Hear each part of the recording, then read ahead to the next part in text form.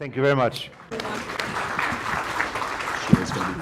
Hi, I'm Lars Rabbe. I'm Chief Information Officer for Maddie's Fund, and I'm going to try to moderate this motley crew up here. So, first of all, let me just briefly introduce your panel. So, Sheila D'Arpino, Dr. Sheila D'Arpino is with Maddie's Fund as well, animal behaviorist, and also behind several applications that we've developed at Maddie's Fund. Greg Lucas is founder and CEO of ShelterLuv, one of the newest shelter management systems out there. Mike Greenberg is with Target Zero, that hopefully you've heard about, and David Meyer is founder CEO of Adopt-A-Pet. So hopefully we have enough background that we can answer your questions. In preparation for this, we sent out a survey, and a number of you responded to that. We called through the answers and came up with what we consider to be sort of what are the things that you might be most interested in learning about here. What we're going to try to do is give you hints and direction for how you may address some of the technology issues that you're seeing in your particular environments. And what we would like to do is go through these questions first and let the panel talk about it, and then we'll have Q&A at the end of the session. And there should be enough time for that as well. Before we start, I just want to give a brief commercial, since I'm the one who has the microphone, for Maddie's Fund. One of the things that we're trying to do at Maddie's Fund, in addition to giving you all grants and trying to help life-saving in general, is to provide technology solutions for some of the things that we think are not out there. As part of that, we've worked with both ShelterLuv and Adopt-A-Pet and Target Zero to try to help them get better solutions to market, but we also developed some things ourselves. So I would like to encourage you to visit our booth upstairs and see Maddie's University, which we're just launching here, a learning management system that you can use in your shelters to put together the right learning for your volunteers and employees. And also Maddie's Pet Forum. Maddie's Pet Forum is going to be the destination for all great things, all great discussions, and all knowledge for our industry. And we're going to use that also as the place where we are going to follow up from this session, so that anything that you hear here and any discussions that we may start will continue on Maddie's Pet Forum. So without further ado, the questions that, or the answers that came back, there were many different subjects that came up, and we sort of ordered the sequence in order of what we thought was based on the number of answers that came back. What would you be most interested in? So the first one was, how do you support your fostering process, and including recruitment, tracking, and how do you document what's going on? So, Sheila, you want to talk a little about that? Thank you, Lars. Can everyone hear me okay? Yep. I just want to start by saying that I am a veterinary behaviorist and a person who has worked in shelters first and a technology person second. I consider myself a great appreciator of technology, and I've been fortunate enough to use technology in many different aspects of my career, both as being as a veterinarian, being as someone who is working in shelters, being someone who is developing programs for shelters. So I have experience with technology in many different areas, and as I said, a great appreciator. Foster care has been a great interest of mine and of Maddie's Fund for the past couple of years, if not longer. And with regard to foster care, lots of different areas with technology where we have challenges. And one of the biggest challenges that got reported to us in the survey that we sent out and has been reported to us via other surveys and information we've gained from you all is foster care recruitment. How many of you have challenges recruiting foster caregivers? Some of you, great. How many of you think it's easy to recruit foster caregivers? A couple of you, great. We probably want to hear from you later. Yeah. And so we're going to start by talking about things as Lars said. I'm going to be talking about things in kind of an overview in the hope that that's going to spur questions for later on in the conversation. But, and I forgot to mention that at Maddie's Fund, we had our own foster-based adoption program for a year or two, so I have experience in that area as well. And in terms of recruiting foster caregivers, all I can say is social media is your friend. For those of you who say recruiting foster caregivers is easy, are you social media recruiters or not necessarily? Yeah, great. But Facebook posting stories about pets that need to go into foster care are really, really successful. We found that posting stories about individual pets were much more successful than just saying, we need foster caregivers, come foster for us. You post that picture, people have an attraction to that individual pet, and they come. And one of my colleagues, Kelly Dewar, out in the audience, looked at social media of successful foster programs versus less successful foster programs. And she found that, and this isn't scientific data, it's her evaluating people's Facebook pages, but successful foster programs, over 30% of their social media posts are about foster care. So you need to be talking about foster care all the time on social media, not just here and there. Instagram and Twitter, obviously those are things that can be helpful as well, but I have found that Facebook for us has been number one. Anybody use Craigslist for recruiting foster caregivers? One person in the audience. I know there's a lot of controversy about Craigslist, but one organization that Cattaun in California started using Craigslist, and we started using it as well. And Cattaun finds that it's a great way to recruit cat foster caregivers, and we had some success with it as well. The other thing, so posting individual pets on your public social media page, but many shelters nowadays, and I encourage you to develop a Facebook page for your volunteers, or Maddie's Pet Forum page for your volunteers, and you can have a specific area that when you have foster pets available, you post them directly to your fosters that are out there, so that people who might not have a pet in the system can use that. Another concern, so that's foster care recruiting. Another concern is just tracking foster caregivers, and how do we keep track of them? How do we know where they are in the process? When we had our foster-based adoption program, we used ShelterLuv, and I loved ShelterLuv for being able to track foster caregivers. Greg, any chance you want to talk a little bit about ShelterLuv capabilities? I think one of the challenges that is presented by a foster-based program or a shelter program that has a foster at scale is just an orientation around the people that are housing your animals. So approaching it the same way you would a sort of a shelter environment where you have a single physical location tends to fall apart when you end up in a foster situation. You really need to be able to track an animal down to the person level, to be able to contact them to see, are they running at capacity? Am I overtaxing the same few foster parents, and am I going to burn them out? Or am I sort of doing a better job spreading them around my general willing or willing to be foster parent population? Any other? Just taking a step back, just out of curiosity, how many people here would rate yourself as very technologically savvy? Ooh. Okay, I just want to know who we're talking to here. And how many as very untechnologically savvy? Okay, so we've got, just want to know the audience. Okay. Well, so what I can talk a little bit about is recruitment and the project that we're doing with Maddie's. So one thing that adoptapet.com is experimenting with, and it looks like it's going to be successful, is we have these 4.5 million unique visitors coming to our site every month. That's a lot of people, and they're not all instantly adopting. And the question that we had with Maddie's fund was, are some of these people potential fosters? Are they maybe not ready to adopt? Are they just sort of looky-loos? Like, who are these people, and can we turn them into fosters? So we've been running an experiment where we've allowed shelters and rescues to post their adoptable pets on our site and also mark them as fosterable.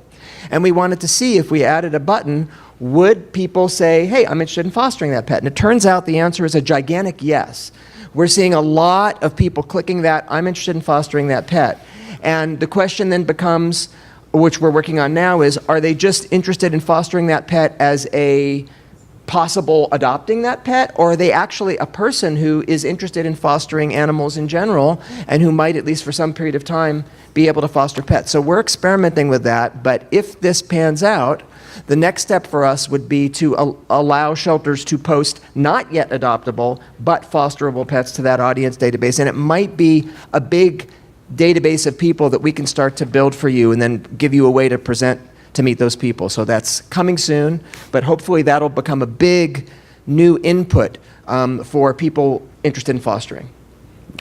So one of the things that we wanted to mention is that we, at Maddie's Fund, we developed this tool called Maddie's Pet Assistant, and part of the reason for doing that was also to help people bring in an animal into their household with the process of adjusting that. So Sheila, want to say a little about it? Yeah, so Maddie's Pet Assistant is a tool for support of both adopters and foster caregivers. Is there anyone out in the audience who uses Maddie's Pet Assistant? Oh, good. A couple of you, great. Ooh, look at that.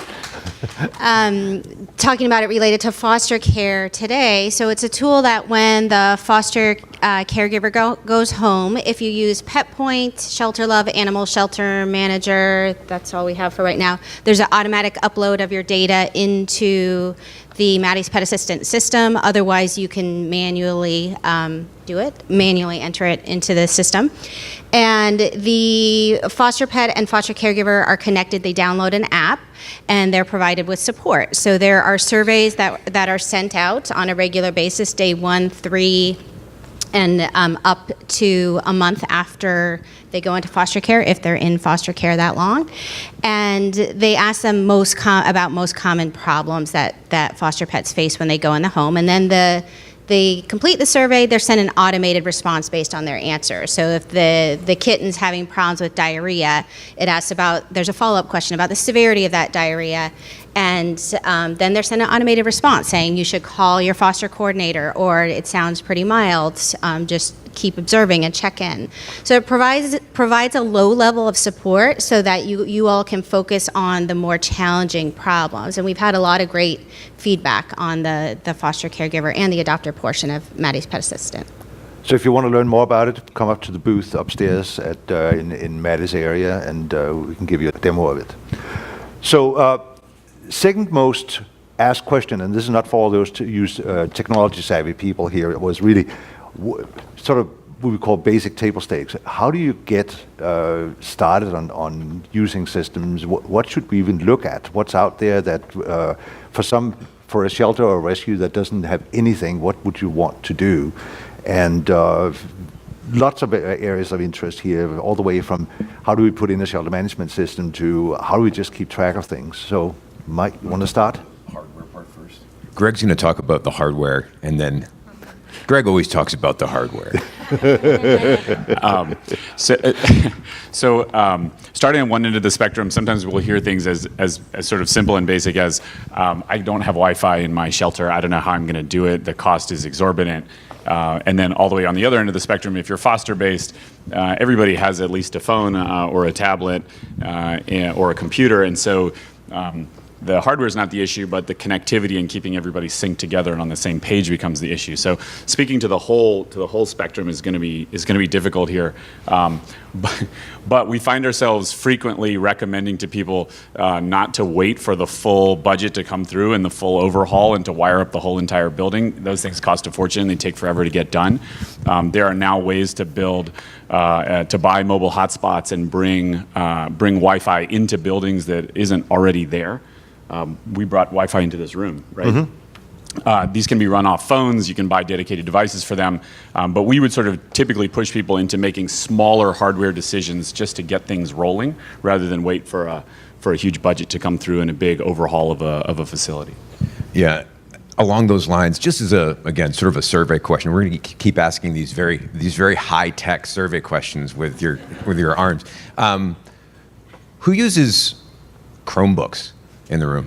Yeah, I mean that's just one simple example of here's a great piece of hardware that's relatively cheap, that can fall into the river or get trampled by a dog, lose everything you had, and just to always keep that idea in mind. Obviously, the environment's tough on any of our equipment, and we can do a lot with these relatively inexpensive solutions right now. Just so you know, that is a inexpensive laptop. Yeah, sorry. So for those of you who didn't raise your hands, it's an inexpensive laptop that only runs, it's pretty web-based kinds of applications, mostly through Google Chrome. In terms of the getting started, we need to set something up to solve X problem side of things. One of the other issues that often seems to come up is we want one platform to do everything. How many people have sort of said that or thought about that before? I think that came up, and it maybe came down a little further down the survey. I think it's worth talking about. Unfortunately, and I think a lot of the super techie people in the room would, speak to this as much more depth than I can. It's just not going to happen, and that's also okay, because now we can, in a good way, string together tools that really work, say for whatever you might need to do. So if it's communication, and we'll talk about some of these tools with more specifics a little further down the line, but communicating with your staff, managing a project, scheduling stuff, and then stringing all of those tools together with yet another product. The big theme is, what do you need to do? And chances are that problem's already been solved. And as we often say, the solution may not have like a paw print next to it. It might not be an animal welfare specific solution, but it's really important to go into these problems assuming that someone solved this and we can do this. And we'll talk about more of those as we go down the line with these specific areas. Yeah. If I could just add, there's a price you pay, and some of you may have experienced this, when you do get a one solution does everything thing, and that price is it might not be great at everything, and you're kind of locked in. So it's a back and forth of, do you try to get one thing that does a lot of things, or do you get the best of this and the best of that? And generally speaking, technologically, where it's good to have everything housed in one program is when there's important data sharing that's happening. So it's nice to have a donor program that also does email, because it's the same world, but you wouldn't expect that program to manage fosters necessarily, or do instant messaging. So if you're going to look for a solution that combines things together so you can want one system, look for a solution that's all dealing with the same information, so information lives and touches where it needs to touch.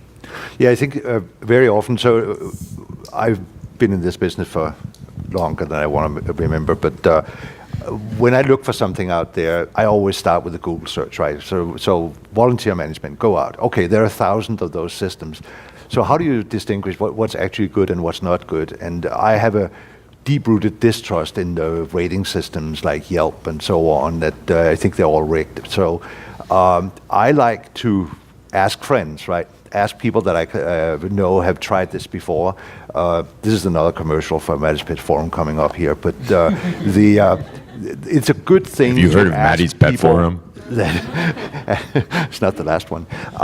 So it's a good thing to ask people that you know and trust out there. That's actually always good, right? And once you make friends, you meet people in a place like this, and you have conversations about these things. Following up on those conversations and getting their advice is one of the best ways of sort of parting the wheat from the chaff in a search for something good. And one thing that kept coming up in this discussion as we were talking about this particular topic is look outside of the industry. So this morning we were talking about how Austin Pets Alive uses Trello, and Trello is typically it was designed to be a software task management tool. Who uses Trello?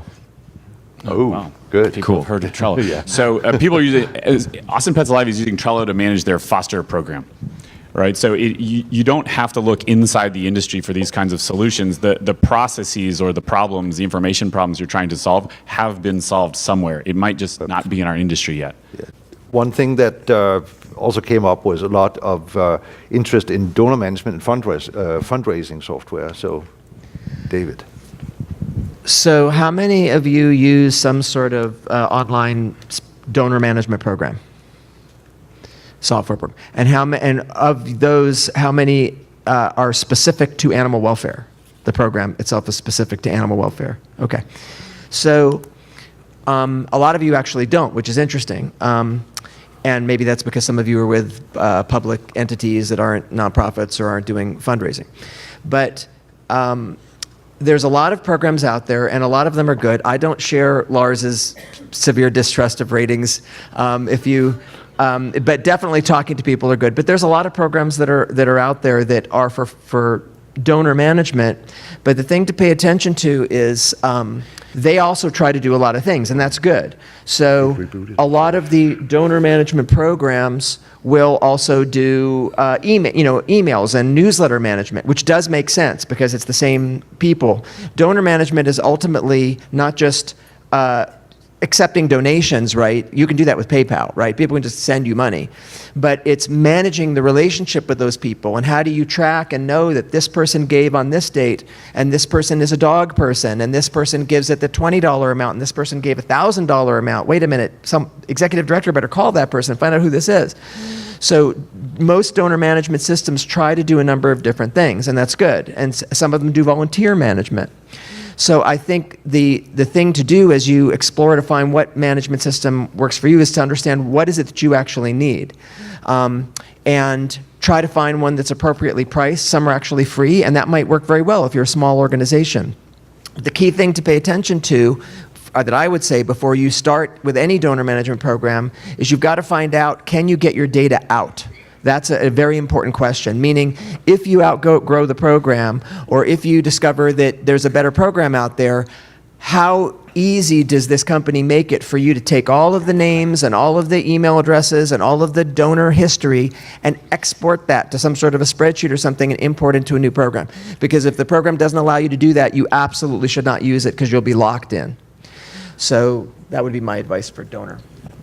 One sort of quick housekeeping note: we do have a list of specific tools for delving into things like donor management and client relationship management, things like that we can send to everybody. So don't worry about. We'll post it on Maddie's Pet Forum. Yeah, or post it on Maddie's Pet Forum, for example. So that'll be available to everybody here and to your friends when you share it on Maddie's Pet Forum. Just to add one more thing about the process of online donor cultivation. So a good donor management system, right, a good fundraising system will allow you to very easily, without computer knowledge, create new campaigns, create new pages that are specific to whatever, maybe a particular animal or a particular emergency relief effort or a particular capital campaign. You're trying to build a new building or something. Any good donor, a fundraising program should allow you to do that, and then you just paste that link onto your web page, or you send it out an email, you put it on Facebook or whatever. But social media, as I'm sure you know, is a huge driver of spreading the word on things. And it's a way to bring people who are supporters and trying to turn those supporters into donors. And one thing that I've had a lot of success with is remembering, this is an interesting way to look at it, but remembering that you are selling something to donors, right? Whether it's online or in person, you're selling a feeling. They're giving you money to get something back. We don't think of it that way, right? But they are. They want to get a feeling, and if they're not getting that feeling, then they're not going to keep donating to you. And hopefully that feeling is a true feeling. You're not just giving someone a good feeling and not doing good work. And we've all heard of some organizations that are like that, but you're not that, right? So what you need to pay attention to is, as you start to push information out into social media, tell the individual stories of the pets, tell the good work that you're doing, and then give those people an opportunity to come in and support it. Simply having a donate link on your website, that's good, and that's important for people who already know you, they're coming there to donate, but that's not good enough. You really need to use social media to let people see the work you're doing, get the feeling, and then let them become a part of that, and then follow up with them and let them know that this is how your money is being used, and this is the good that you did, and that's what a good donor management system allows you to do, is to build those relationships and continue to sell that feeling so people will continue to purchase that feeling. It's a crass way to think about it, but I think it's helpful to remember, and that's how you build a big support database. Other thoughts on this? No. Okay, next item that general interest was, how do you stay in touch with the community? How do you actually create a community around your shelter? How do you communicate with them? How do you get in touch with them and so on? How do you work with other shelters that may be in your vicinity or as part of the community? So you want us, this is, Mike, go ahead. Yeah, I mean, this is, so I'll speak mostly to the communicating with other shelters, working with other shelters part, because honestly, that's a lot of what I end up doing. That becomes a little bit more of an internal task, right? So this isn't as much reaching out to the wide world, donations, things like that, but it's simply sort of expanding the walls of your organization, and first recognizing, forgetting about the technology part for a second, that the challenges that we're all facing in animal welfare are community level problems. And I think that folks in this room who, thankfully you all had the wherewithal to take time out of your busy schedules and come all the way here, are probably aware of that. But sometimes it's hard to remember that when we're back home. And sometimes to be honest, some people haven't realized that yet, right? And so what can we use technology for to bring us, as sort of hokey as it might sound, to bring us together in these endeavors? I'm going to talk about this platform twice today, but it's important. Who uses shelter animals count? Awesome. Very good. Awesome. That's great. That's great. One of the things that we always recommend people do at the community level is get on Shelter Animals Count, start using it, but also use the coalition builder. Who's used the coalition building tool in Shelter Animals Count? Okay, some of you, not as many. Brief explanation, and Sarah Kent can smack me in the face if I get it wrong. It's a tool to bring your data together with your friends, not sharing it necessarily with the wide world, but a way for the community, in this case, maybe it's the municipal shelter with the 501c3, with some rescue groups and so on, to say, how are we doing? How are we doing with our goals? The data side of things only really matters if it's measuring progress or maybe stagnation toward a goal. So I think that Shelter Animals Count is a great way to work together with your community in that way, with the other organizations in your community. Going a bit beyond that, it's actually not too dissimilar. It's not from what you might do within your own organization, right? So we have to communicate with each other. Who uses Slack? Slack. So Slack is it's a communication platform. You can, for those of you who have not used it, this is what it looks like. So, you can set up essentially on the left. I think of them as 1990s, as it sounds. Essentially rooms, or communication channels with certain groups, certain people, and things like that, and manage that communication. So, again, going back to working with the different organizations, different stakeholders in your community, it's a really efficient tool to do that, and to keep communication in one place. This is a little bit of an aside, but it's an important one. It's okay to have communication and technology policies in writing for your organization. Who has those? Yeah. So some of you, which is great.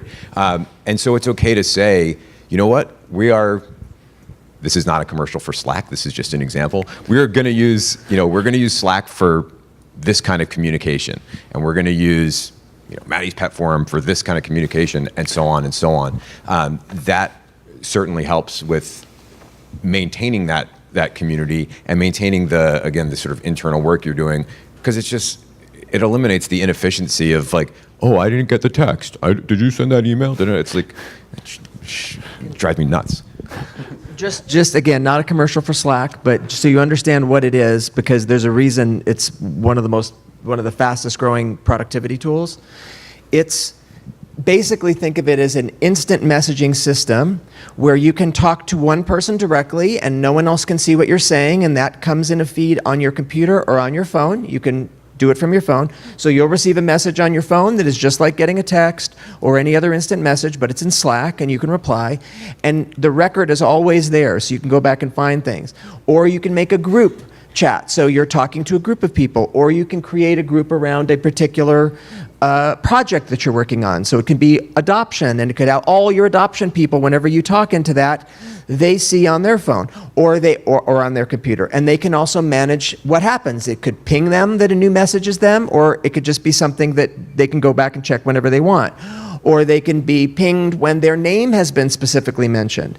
And you can share files, and you can share videos, and it creates, and it's searchable. So if you wanted to say, what happened to that person's application that we were talking about a year ago, you can find it instantly.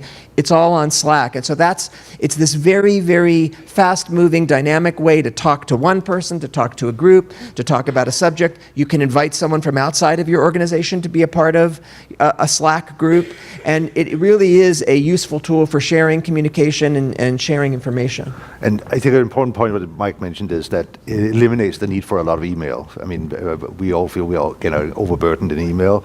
This is a much less intrusive way, and it is much easier accessible, and you have things in context when you look back for it later. Did you have a question? Yes. What is the difference between that and Facebook Messenger? Because I'm pretty sure everybody in here has Facebook. Yeah. Then, I mean, my organization, we have 2 people and about 6 volunteers. And I'm just overwhelmed with all these websites, that I need to have to keep up with the data and Trello and now Slack and our Facebook page. And I'm like, okay, who's going to come and help me do this? Thank you for bringing that up, by the way.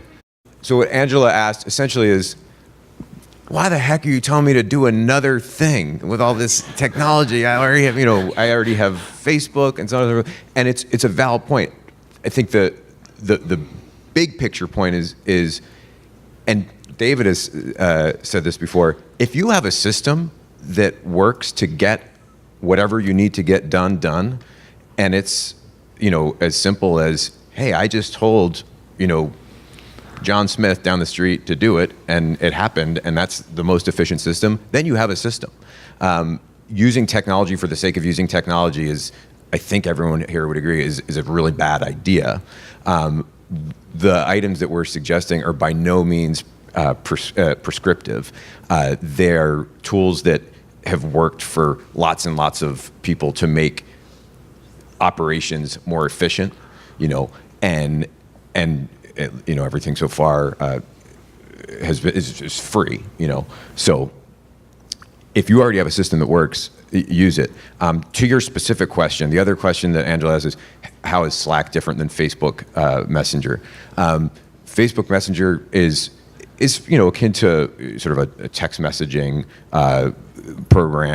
platform with the sort of group messaging abilities and things like that. And again, if that works for you, that's great. Slack allows for just a lot more flexibility in terms of setting up different channels, including other items, so attaching links and files, and having all of that, as David said, all that work in context, where Messenger usually is not. It's not quite as effective, and it's easy to go back and say, oh, when we did that adoption event last spring, you can't go to your spring 2017 adoption channel and check that quite as easily. Does that help answer your question? Yes. Okay, and don't worry, you don't have to do anything. Wait.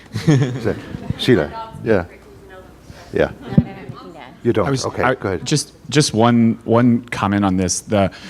I would propose that all of us in this room, in one way or another, are constrained by process. You could think of what you're doing like an assembly line. And in your case, there's 6 of you. You said you go to the local pound, you pull these dogs, maybe cats also, and do you transport or you try to find homes for them?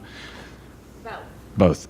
So any of us, and so that's a very different organization than somebody here who is from a very large shelter, for example. But all of us can look at what we're trying to do from a systems perspective and say, somewhere along this line, there's a bottleneck. There's something that's constraining my ability to do more, to save more animals, to be more efficient.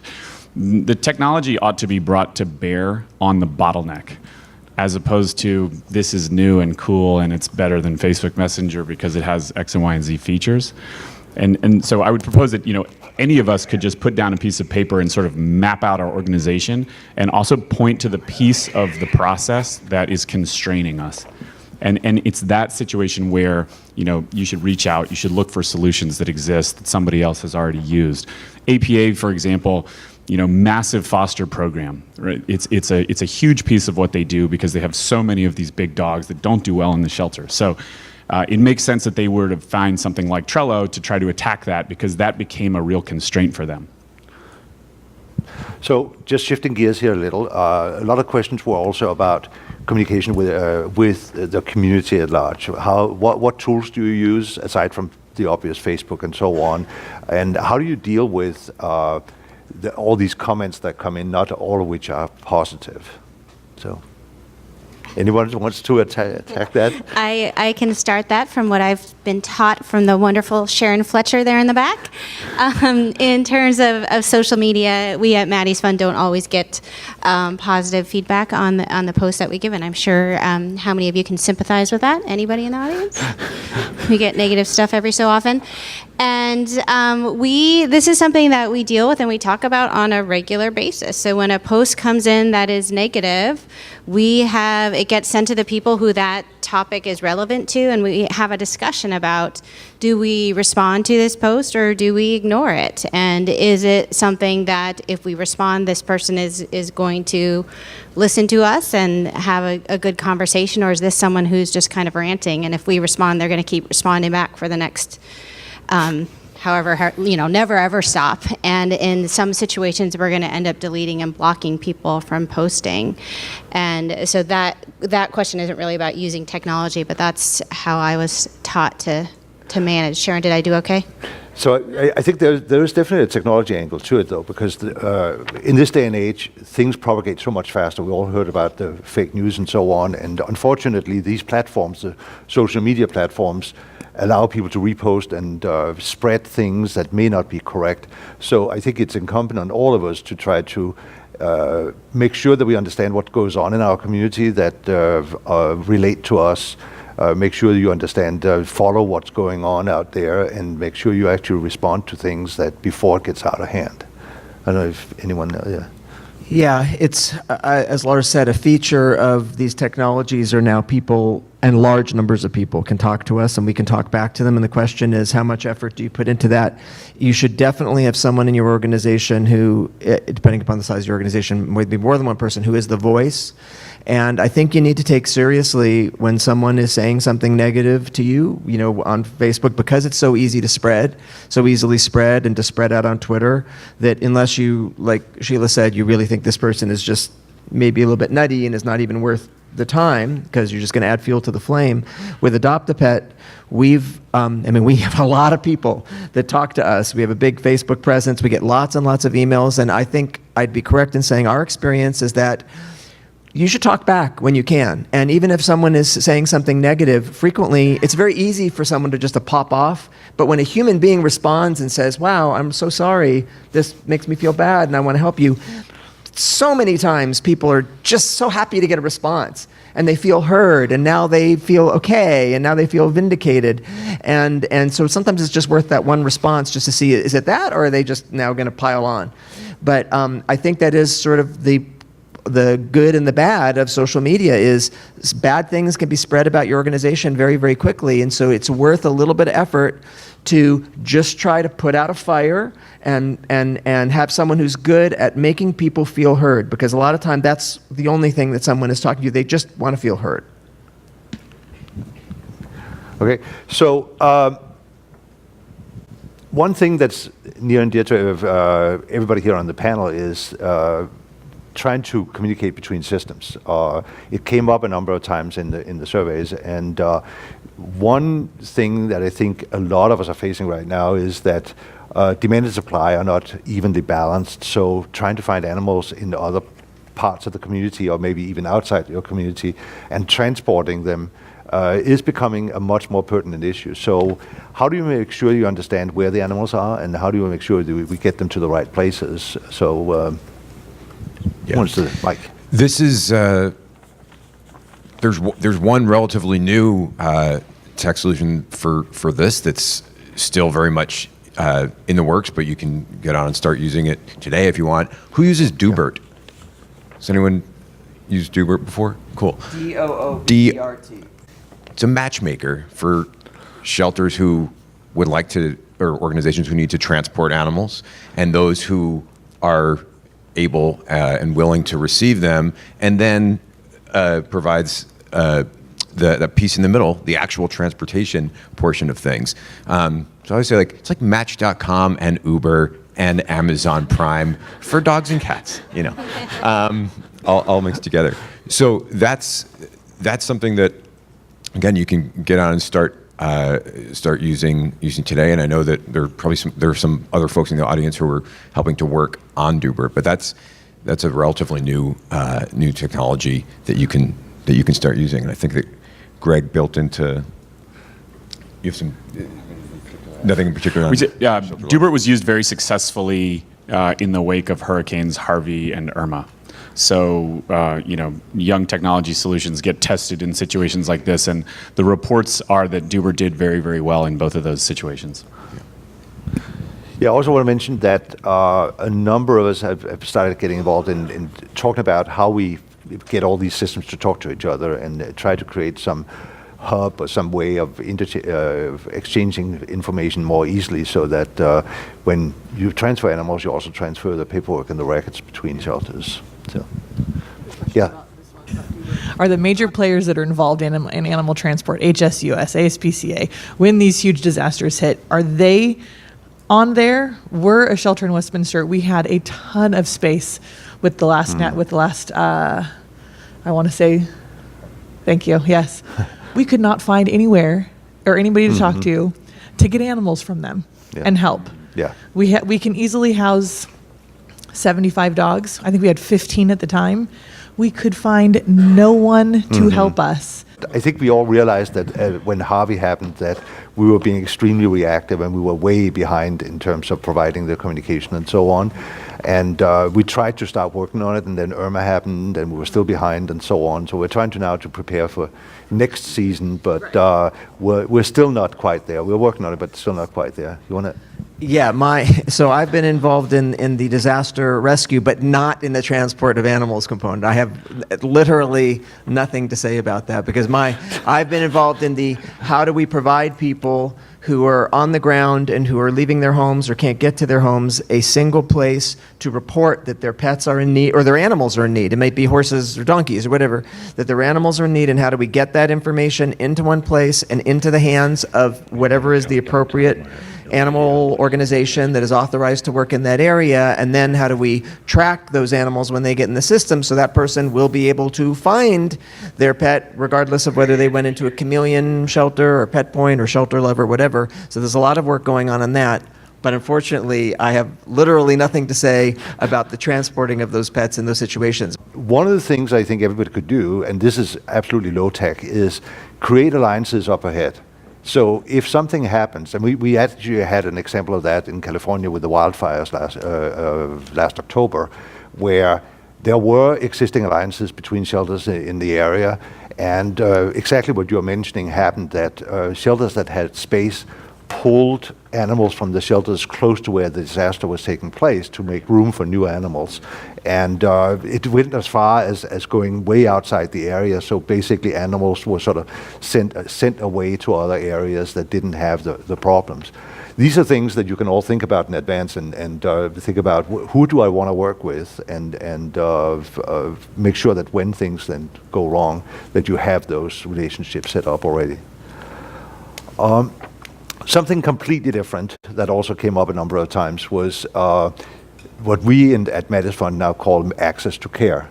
So what are the kind of things that, what do you do for people who either can't afford care or for people who don't know how to get care? And since we have two vets, I forgot to mention Mike is also a vet on the panel.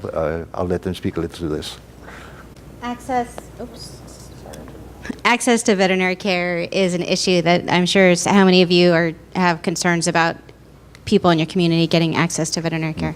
Yeah, it's a really emerging or pre-existing concern for a lot of us, and there are certainly tools out there and things on the horizon, but I think historically, us in the animal welfare industry, we're the ones who've been kind of the only people thinking about this issue, and most of our access to veterinary care programs are really in shelters, and if it's not there, it's really hard to find them.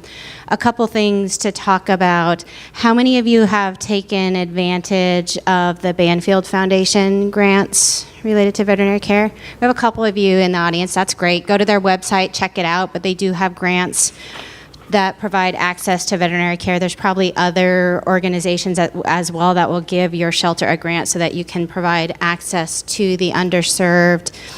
How many of you have heard about an organization called Waggle? Waggle is, nobody's heard of Waggle. Wow. Waggle, and that's because Waggle's a pretty new organization, but they are working on I'm sure many of you do crowd fundraising for pets in your shelter, as well as pets that you're trying to keep out of your shelter. Waggle's something for you to keep an eye on. We have a grant out to them. They started as crowd fundraising in association with veterinarians. So the veterinarian, someone goes to the veterinarian, they can't afford the care for their pet, and the veterinarian applies for Waggle, and Waggle does all the social media and advertising and that type of thing to tell the pet story and to do public crowd fundraising. And there's also a shelter arm that's being tested for that as well. So keep an eye out for that. Mike, do you have anything else to add? Waggle was the, that was in terms of a new technology, that was the big one. So definitely worth keeping an eye on that website for sure. There's also there are also companies that are providing access to veterinarian advice, like talking to a veterinarian remotely, where you don't have to go and pay for a whole visit. Pet Coach is one, and I think they have a free option where you can talk to a veterinarian one time for free or something like that, and they're actually owned now by Petco. There's Vets Plus More. And these could become useful because they might just help people answer quick questions about whether they even need to take their pet into the vet or not. So this is sort of telemedicine. And or for $5, in some of the cases, you can talk to a vet for 15 minutes, and you can video chat with a vet on Skype, that sort of a thing. So we'll have that in our list of technologies as well. Yeah. And I'm glad that David brought up the telemedicine options. I think something to be aware of. I don't know how many other veterinarians might be in the room, and I don't say this to offend anybody, but as a sort of member of the profession, we really drag our feet in terms of taking on new technology very often. And I bring that up because you might hear from veterinarians that you talk to that, oh no, you can't do anything without an animal being in front of you. I can't even tell you if it's a dog or a cat without seeing it, laying on of hands. It's not true. Okay, one last thing before we go to Q&A. So a lot of questions about internal communication, just basic document management. What do we do inside the shelter or inside the rescue to help us off the ground? As we were preparing for this, what we kept coming back to is if you find yourself reaching for a piece of paper, there's an opportunity to do something better than you're doing it today. That's a very, very simplified version of a sort of attacking your processes and deciding which ones are probably breaking. So the reason you reach for the paper is because something else wasn't working, something else wasn't connected the way it should have been. And in the Q&A, if anybody wants to, you could throw out a suggestion. Hey, we haven't been able to get rid of paper in this step, and we can try to troubleshoot, one in specific to walk you through how we would do it. Mike's fond of saying, have a human brain do what a human brain can, and have the software remember everything for you. So that's another way to sort of think about trying to link together systems so that you remove the human error and the human memory, which of course doesn't work nearly as well. Yeah. There's also, do any of you use Scannable or Evernote? So Evernote is an app that you can have on your phone for making notes, and it's very useful, and it's got a lot of really great features. And Evernote owns this app that is separate from that called Scannable. And I have it on my phone, and it uses the it uses the camera on your phone, but it takes a picture. It really makes it easy. It just looks for anything that looks like a document, and it just snaps a picture of it with the flash, and then it processes it, and it cuts the surroundings, and it turns it into like you just scanned it. And it is insanely good. And I use it all the time for just any time there's a piece of paper and I've got to turn it into a PDF and I wish I had a scanner. I do not use a scanner anymore. I've used it for legal documents, for certificates, for receipts. I just can't say how cool it is. It is just so easy to use, and then it'll piece together. If you did 10 pages, it'll let you check or uncheck. If you didn't like the scan, redo it, reshuffle the order, and then it puts it together, and you can text it right from there or email it right from there, and you have just scanned a whole document with nothing but your phone. It's really good. I should mention also that almost everything we mentioned here, I think probably everything we mentioned here, you can start using these tools for free and find out, is it really what you want to use, right? It's not, you don't have to make an investment except the investment in time and effort and for a lot of especially smaller organizations, you can start using stuff for free, and most of these tools you can just keep using them for free because paid versions are associated with volume, and so if you're maintaining a volume beneath that, they're good to go. And always ask for a nonprofit discount. Oh, yeah. So April said, really good point. Always ask for a nonprofit discount, because so many places offer them, and they don't necessarily shout them from the rooftops. Enjoy TechSoup as well. Yeah, I was going to mention that. I was going to bring that up. TechSoup, absolutely look at TechSoup. They offer a lot of for-pay tools for free or at very deep discounts. And all you got to do is sign up and apply. And if you're a 503c, then you can get approved and you can get these things very cheap or for free. The G Suite, who uses Google Suite, Google Drive, all that's right. So if you sign up for the nonprofit G Suite account, one of the things it comes with is $10,000 worth of Google AdWord advertising. I will be the first to say, I don't know how to actually use that $10,000 effectively. Maybe some of these folks do. Maybe some of you folks in the audience do. I know that there's someone back there who does. But that's yet another thing that you often don't hear about. But man, that could go a long way to getting your message out. Yes, we have a heckler in the back. So, I just have a hands-up question. How many people have IT support in their organization? Okay, that's really great. If you don't, you should really think about that, particularly when you're looking at your budgets, because all of the things that have been talked about, some of them really are plug and play, and some of them need to be modified to your specific system. It's not always easy to do. And that person that's been in your organization for 15 years, that is your tech person, when they leave, everything that was connected to the organization needs to go. Yeah. I would encourage people to think about it as either a regular staff position or use a consultant. That really works. And we'd be remiss if we didn't mention, going back now to stuff that's out there, free stuff, Google Docs, Google Sheets. Raise your hand if you use Google Docs. Okay, so for those of you that don't, Google Docs is it's like having Word or something like that, but it's a web-based. So you can go to Google Docs and you can create a document, and it's on the web, and it's the same tools as like writing it in Microsoft Word, but you can then share it with other people. And if they have that link, they can also edit that document. They can literally edit it right as you're editing it. And so you can see who made the edits. You can go backwards in time if you need to figure out what did this look like in the past. You can stop ever hearing the question, wait, did I send you the right version of that? Yeah, because there's one true version and everyone's working, and then you can download it as a Word doc or as a PDF and send it. But it's a great collaboration tool, and you can store them in folders online, and access them from your phone or from any computer anywhere if you're logged in. And the same thing with Google Sheets. Google Sheets it's like an Excel spreadsheet, but it's online. So you can do all the things you can do with an Excel spreadsheet, but you're doing it from your browser online, and somebody else who you allow to share that with can also be working on that spreadsheet, and you're all working on the same true information. That's super helpful and free. I just wanted to mention that Microsoft also offers their entire suite of Office 365 products.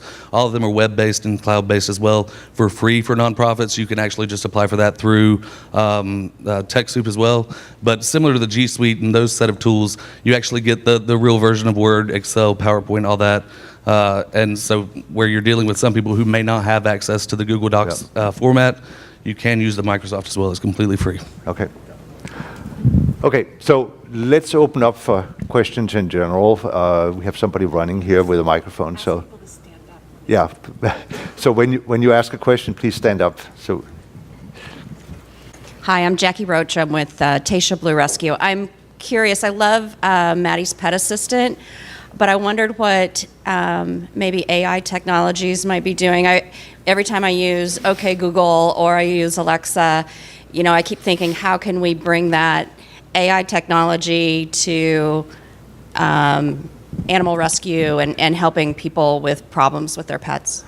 So Sheila and I worked together on Maddie's Pet Assistant originally, and one of the things we wanted to get out of it was to collect all the information that comes up through people answering the surveys that are there. So in turn, that turned into a Maddie's Pet Forum. So the two of them are connected, and what we want to do with that is we really want to make sure that any discussion that comes up, so if you pose a question in Maddie's Pet Forum and somebody answers it, that we preserve those answers and it becomes searchable. So we do have that built into Maddie's Pet Forum. And we're using machine learning to make sure that we actually extract the best information. It's based on upvoting, downvoting, saying these are the best answers and so on, but also what are the things that people really care about? What are the big things that come up, and how do you do that? It has been suggested that we should use the voice activated as well. We may get there. It's certainly technology that's available in what we are using right now, but we're not quite there yet. Do you want to? Yeah, and just, it is on. You can hear me. Just with regard with Maddie's Pet Assistant, one of the features that I felt was lacking was the ability, so it had the surveys, but if I'm a foster caregiver and I have a problem now and a survey isn't available, I could email the organization through the survey, but you might not be able to respond right away. So that's one of the ideas behind Maddie's Pet Forum, is that our foster caregivers can go to the forum and ask the question there, and hopefully there's lots of other people online. And as Lars says, we're building this great knowledge base there. We'll have lots of solutions to problems. So probably not quite as techy as things like Alexa, but we're working towards it. Since AI came up, just to entice, and we're talking about technology for a second, there's new technologies out there, and Adopt a Pet, and with the help of Maddie's Fund, is looking for ways to make them come to life. So you mentioned AI, that's artificial intelligence. So that's when algorithms can learn things about what people are saying or what people are doing, and then start to provide the right information. And also Lars mentioned machine learning. That's another tool that just means seeing people repeating tasks and then knowing what they're going to do and sort of doing it for them.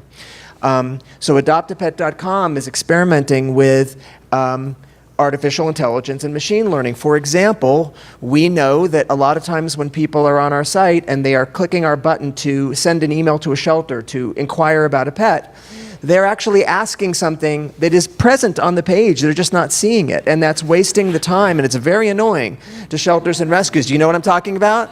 So we are well aware of this. So first of all, we actually just built a system that is similar to Craigslist, not the bad part of Craigslist, where when someone emails a shelter or rescue directly from our site, it's actually the reply to address is this weird thing that comes back to us and then goes to that person. And then when the person replies to shelter, it comes back to us and goes back. So we can see who is replying, who is not replying, what information is in there, and we can start to learn, oh, when someone asks this kind of a question, they don't get a reply, or look, this person is asking a question that we already had the information, and we can interrupt that, and we can have something that pops up and says, it's like, remember Clippy? It's like it looks like you're asking right, not the bad part. It looks like you're asking about an adoption process. Here is the answer to your question. Like, we would know the answer to that question. So we're experimenting with ways to do that so you don't have to spend the time dealing with that kind of stuff if the information is there. And some of that may be us getting more information from you, like what's the cost for this pet or things like that, the adoption fee, so we can present that. So there's machine learning that can happen there that we're experimenting with. There's certainly understanding people's usage of the website and trying to show them the right pets. So it's not just a matter, for example, of where we are showing your animals to adopters. We would like to show the right animals to the right adopters that they can actively adopt. So if, for example, you're an organization that does home checks and you're not going to adopt someone who doesn't have a fenced yard, then really a person, if they tell us they don't have a fenced yard, should not be seeing your pets because they're just going to waste your time. And frankly, you're just going to waste their time. So we're looking for ways to use technology to do that. The other technology I wanted to talk about is you've heard of AR and VR, right? AR is augmented reality and VR is virtual reality. So just so you know, because this is going to be taking over our world pretty soon, augmented reality is when you look at a real space through your phone or maybe through your glasses, like Google Glasses, and some information about the thing you're looking at is put in your visual field. So you can be looking down the street with Google Glasses or with your phone, and information about that business would pop up, or information about a discount on that business would pop up, or things. That's augmented reality. Virtual reality is when you actually put on the whole headset and you're suddenly, out in outer space. And there's some interesting work being done with virtual reality to get someone the feeling of being with an animal or developing empathy for animals, something like that.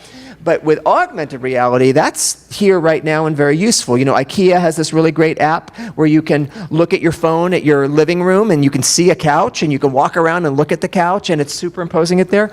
So we've been playing around a little bit with what about if it's a dog in your living room? And we actually have done this. It's just cute at this point. I'm not sure it's going to be world-changing, but we have the ability to take not an actual live pet, but or a video of a live pet, but of a fairly realistic, cartoony kind of pet, and say, what does this animal look like in your house? So we're experimenting. Would that cause someone to adopt? Would someone want to know what size animal? Could we give, different types of animals? So, or for example, augmented reality, if you have a physical shelter, that could allow someone to walk through the shelter and just use their phone, and instead of kennel cards, they could get tons of information by just pointing their phone to looking at the kennel. So there's all kinds of technologies that are on there, and we're going to try to make sure that they serve you and that they serve the animal welfare world. So we're on it, and it's interesting. Other questions? I want to return to the rabble-rousing question about IT support, because everything you're talking about is either maintaining something that exists, keeping up with updates, evaluating new technologies, etc. What's the actual right skill set for IT support in a resource-constrained shelter headcount?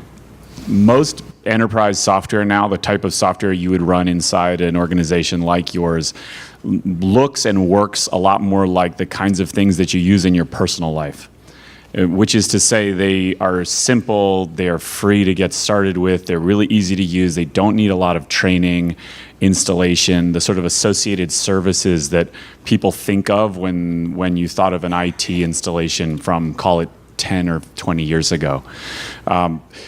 What we see a lot of is just a younger person. A younger person will show up in a younger person will show up in an organization and say, "This doesn't really make sense to me. Why don't we just use X?" And I would, especially when you're talking about resource-constrained situations, I would look to, and we're talking younger than any of us, but I would look to those kinds of people because the software and digital products are second nature to them in a way that they aren't to us.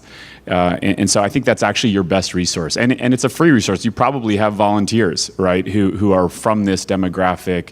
They may have grown up with a phone in their hand. They just think about the world a little bit differently than we do. Yeah, I wanted to mention that as well. I mean, too often we don't think of volunteers as being the expert in areas like IT, and I think that is a great resource. There are lots of people who would like to volunteer their ability and to do this in time to so. Other questions? Yep, right here. Thank you. For Adopt a Pet, you made a comment in the beginning about being able to list fosters. Oh, yeah. Yeah. Now, I use rescue groups to filter through everything, through Adopt a Pet, Pet Finder, my own website. I never clicked that foster button on rescue groups because I didn't think it filtered to anyone. If I click that, will it show on Adopt a Pet that kitten can be fostered? Not yet. Not yet. For the moment, for the shelters during this test who manually upload their pets to Adopt a Pet, where it's not coming in through rescue groups or Pet Point or ShelterLuv, they can mark a pet as not only adoptable but fosterable. And if this test proves out to be useful, which is what we think it will, then we will go to the shelter softwares and go to Richard at rescue groups and say, hey, collect this information, and if you're already collecting it, send it to us so you don't have to come onto our site to do it. And then the next step would be, hey, send us your actually not yet adoptable but fosterable pets. So we're getting there. Okay. So if your pets are getting onto our site from rescue groups, you can come and log in if you know your password to log into our website, and then after the fact, check it if you want to be part of this. Okay. Is there any benefit of me using just your site to update Adopt a Pet over rescue groups right now, besides the foster? Or is it okay to use the rescue groups to do everything all at once? I do it for time saving because I can do everything at once.